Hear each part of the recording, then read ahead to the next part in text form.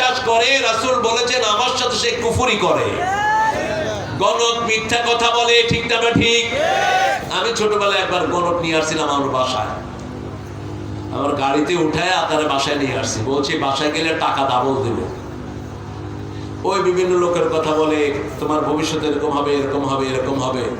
তা আমি দারোয়ানকে বলে দিয়েছি যে আসলে এদের মারবা ভালো করে। আসার পরে ওরা ধরে মার দিছে দারোয়ানরা। কয় মারেন কেন? আমি বললাম তুমি গনে দেখতে পারলা না এখানে আসলে যে তোমার খালের উপরে পড়বে? খবর কি? আরেকজনের ভবিষ্যৎ বলো, তোমার ভবিষ্যতের খবর কি? সবটাই মিথ্যা, সবটাই কি মিথ্যা, আন্দাজে কথা বলে। এই গণকের কাছে যাওয়া যাবে না। তীর উঠায়া সবাই ভাগ্য দেখত। রাসূল সাল্লাল্লাহু নিয়ে গেলেন। রাসূল বলছেন সাল্লাল্লাহু, আমি যখন ওই মূর্তির সামনে যাব তার আগে বিশাল একটা চেহারা আমার সামনে এসেছে।